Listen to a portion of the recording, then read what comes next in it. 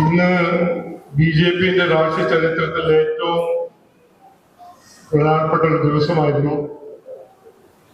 3 MLA-മാര് സത്യപ്രതിജ്ഞ ചെയ്യുന്ന ഒരു കാഴ്ചയാണ് നമ്മളെല്ലാവരും കണ്ടത്. അപ്പോൾ ഏറ്റവും സന്തോഷകരമായ ദിവസത്തിലാണ് ഞാനിപ്പോ ഇവിടെ ഒന്ന് സംസാരിക്കുന്നത്. എനിക്ക് ഓർമ്മയുണ്ട്, നമ്മളുടെ കോർപ്പറേഷൻ ഇലക്ഷന്റെ ആദ്യത്തെ കൺവെൻഷൻ ഇവിടുന്ന് തുടങ്ങിയതാണ്. അന്ന് ആരും ബി.ജെ.പി. കോർപ്പറേഷൻ പിടിക്കും എന്ന് ആർക്കും അങ്ങനെ ഒരു കോൺഫിഡൻസോ ആലോചനയോ വിചാരമൊന്നും ഉണ്ടായിരുന്നില്ല. പക്ഷെ ഒരു ആത്മവിശ്വാസം ഉണ്ടായിരുന്നു, നമ്മൾ പിടിക്കും. കാരണം ഈ തിരുവനന്തപുരത്ത് 45 കൊല്ലം ഭരിച്ച CPM-നെ പുറത്താക്കാൻ ജനങ്ങൾ ആഗ്രഹിക്കുന്നു. അതുകൊണ്ട് ബി.ജെ.പി. പിടിക്കും, വികസിത തിരുവനന്തപുരം സൃഷ്ടിക്കാൻ ഞങ്ങൾക്കൊരു അവസരം ജനങ്ങൾ തരും എന്ന് അന്ന് നമ്മൾ ഒരു ആത്മവിശ്വാസം ഉണ്ടായിരുന്നു. അതാണ് നടന്നത്.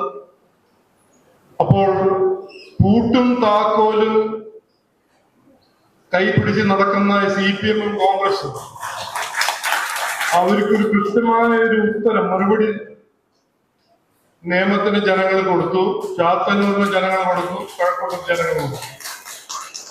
പൂട്ടും താക്കോലും ജനങ്ങളുടെ കയ്യിലാണ്.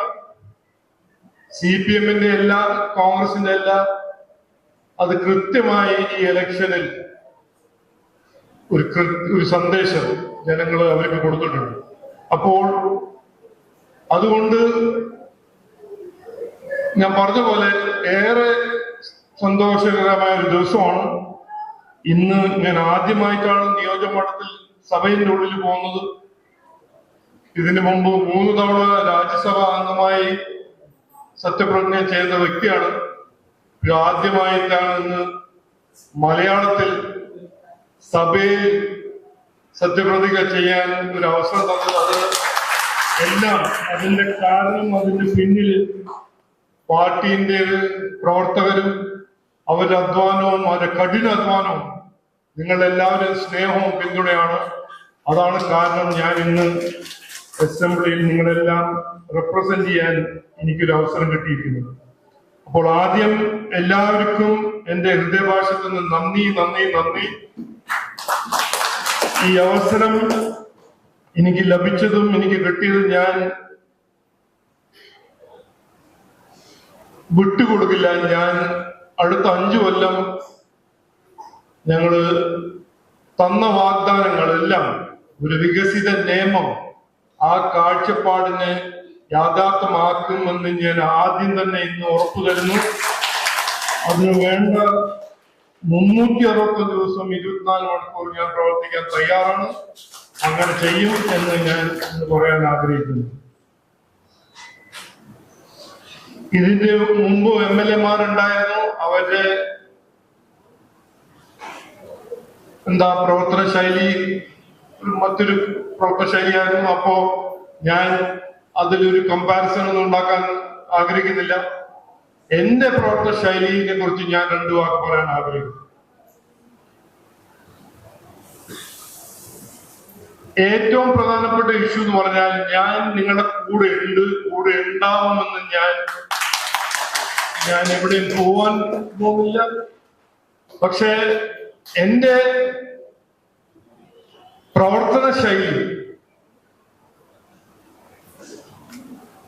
ചെയ്യാനാണ്. ഞാൻ കാര്യങ്ങൾ ചെയ്യുന്നൊരു വ്യക്തിയാണ്. ഞാൻ പ്രസംഗിച്ച് പര്യടനം ചെയ്യുന്ന ഒരു രാഷ്ട്രീയക്കാരനല്ല. അങ്ങനെ അതിന് വലിയൊരു താല്പര്യമില്ലാത്തൊരു വ്യക്തിയാണ്. അപ്പോൾ അതിന് ഞാൻ എന്താണ് ചെയ്യാൻ പോകുന്നത്, എങ്ങനെ ചെയ്യാൻ പോകുന്നു, ഞാൻ 2 വാക്ക് അതിനെ കുറിച്ച് പറയാൻ ആഗ്രഹിക്കുന്നു. അടുത്തൊരു 5-6 ദിവസത്തിൽ എന്റെ MLA ഓഫീസ് പാപ്പനംകോട് നമ്മൾ ഐഡന്റിഫൈ ചെയ്ത് അത് സെറ്റാക്കുന്നുണ്ട്. ഒരു 5-ാം തീയതി ജൂൺ 6-ാം തീയതി അതിന്റെ ഉദ്ഘാടനം നടക്കും. അതിൽ വ്യത്യാസം എന്താണെന്ന് എന്നോട് ചോദിച്ചാൽ, ആ ഓഫീസ് 24 മണിക്കൂറും 7 ദിവസം, ആഴ്ചയിൽ 7 ദിവസം ഓപ്പറേറ്റ് ചെയ്യുന്ന ഓഫീസായിരുന്നു. അപ്പോ ഏത് സമയത്തും ഏത് ദിവസവും നിയമത്തിന് ജനങ്ങൾക്ക് എന്തെങ്കിലും ഒരു പ്രശ്നം ഉണ്ടെങ്കിൽ ഓഫീസിൽ വിളിക്കുക, ഓഫീസിൽ പോവുക. അവിടെ ഒരു ടീം ഉണ്ടാവും. അവര് പ്രശ്നങ്ങൾ കേൾക്കാനും മനസ്സിലാക്കാനും പരിഹരിക്കാനും അതിനുവേണ്ടി കാര്യങ്ങൾ ചെയ്യാൻ ഒരു ടീം ഉണ്ടാവും. ആ ടീമിന്റെ ഒപ്പം ഞാനും ഉണ്ടാവും. 17 കൗൺസിലർമാരുണ്ട്. അപ്പൊ ആ ടീം ഒരു 24 hours ടീം ആയിരിക്കും. 24 hours 24 മണിക്കൂർ ഓപ്പറേറ്റ് ചെയ്യുന്ന ഒരു ഓഫീസ് ആയിരിക്കും. ആ ഓഫീസിന്റെ ഒപ്പം ആദ്യം ജൂൺ മാസത്തിൽ ഒരു ആംബുലൻസ് അവിടെ ആംബുലൻസ് സർവീസ് തുടങ്ങുന്ന നിയമത്തിൽ ആർക്കെങ്കിലും എവിടെയെങ്കിലും ഒരു ആംബുലൻസിന്റെ ആവശ്യം ഉണ്ടെങ്കിൽ അവിടെ വിളിക്കുക, ആംബുലൻസിൽ വന്ന് ആശുപത്രിയിൽ കൊണ്ടുവരാൻ ആ ഒരു സംവിധാനം ഞാൻ ആദ്യം തുടങ്ങാൻ ഞാൻ അവിടെ തുടങ്ങുന്നു. രണ്ടാമത്തത്